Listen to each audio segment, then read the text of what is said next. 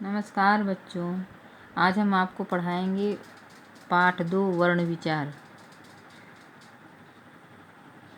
तो वर्ण क्या है? वर्ण उस छोटी से छोटी मूल ध्वनि को कहते हैं जिसके टुकड़े न हो सकें। वर्णों को तोड़ा नहीं जा सकता, अतः हम कह सकते हैं कि वर्ण भाषा के लिखित रूप की सबसे छोटी इकाई है, जैसे अ, ई, क, च, ट आदि। वर्णमाला वर्णों के निर्धारित क्रमबद्ध समूह को वर्णमाला कहते हैं। वर्ण 2 प्रकार के होते हैं, वर्ण, स्वर और व्यंजन। स्वर जिन ध्वनियों के उच्चारण में हवा मुंह से बिना किसी रुकावट के निकलती है, उन्हें स्वर कहते हैं। स्वरों को बोलने के लिए किसी अन्य ध्वनि की सहायता नहीं ली जाती। हिंदी में कुल 11 स्वर हैं। अ, आ, ई, उ, री, ए, ओ, औ। अयोगवा अंग अ, स्वर और व्यंजन का मिला जुला रूप, क्योंकि ये ध्वनियाँ अ की सहायता के बिना प्रयोग नहीं की जा सकती। स्वर के भेद। स्वर के 2 भेद होते हैं, ह्रस्व स्वर, दीर्घ स्वर। ह्रस्व स्वर जिन स्वरों के उच्चारण में बहुत कम समय लगता है, उन्हें ह्रस्व स्वर कहते हैं। ये 4 होते हैं, अ, ई, उ, री।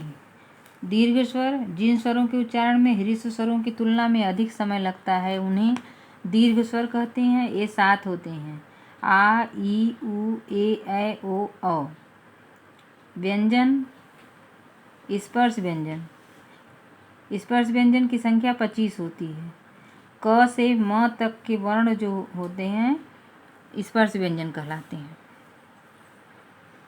अंतस्थ व्यंजन, इनकी संख्या 4 होती है, य, र, ल, व। ऊष्म व्यंजन, इनकी भी संख्या 4 होती है, श, ख, श, स, ह। संयुक्त व्यंजन, इनकी भी संख्या 4 है, क्ष, त्र, ज्ञ, श्र।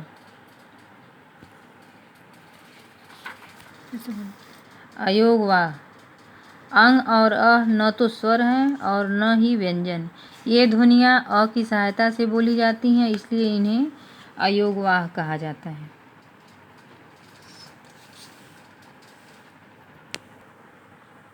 अनुस्वार अंग। अनुस्वार एक नासिक की ध्वनि है। क, च, ट, त, प वर्गों के पंचमाक्षर अंतिम वर्ण के स्थान पर इनका प्रयोग होता है।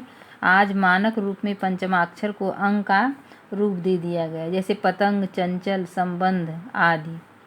विशेष अनुस्वार के उच्चारण में जीवा कहीं न कहीं तालु से टकराती है। अनुनासिक चंद्र बिंदु। अनुनासिका एक नासिक की ध्वनि है, जिसके उच्चारण में जीवा का नहीं बल्कि नासिका और खुले मुंह का प्रयोग होता है, जैसे हंस, आँख, चांद आदि। विसर्ग विसर्ग का प्रयोग ह की ध्वनि देता है। प्रयोग के समय इसका स्वरूप अह हो जाता है। इसका प्रयोग प्रायः शब्द के अंत में किया जाता है। यह ध्वनि संस्कृत में अधिक प्रयुक्त होती है। यह हिंदी में भी संस्कृत के ही यानी तत्सम शब्दों में प्रयोग की जाती है, जैसे प्रायः, अतः, मनः स्थित। संधि में विसर्गों का अधिक प्रयोग होता है। वर्ण संयोग। जब एक से अधिक वर्ण आपस में मिलते हैं तो उसे वर्ण संयोग कहते हैं। पहला है संयुक्त व्यंजन। 2 व्यंजनों का मेल, जैसे क्ष, त्र, ज्ञ, श्र। द्वित्व व्यंजन। 2 समान व्यंजनों का मेल, जैसे क, ट, त, ल आदि। खटली, बच्चा आदि। संयुक्ताक्षर।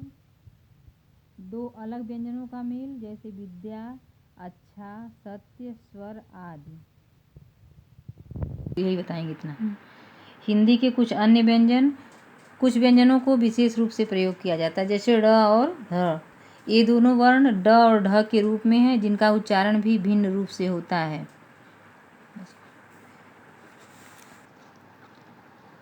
शब्द में प्रयुक्त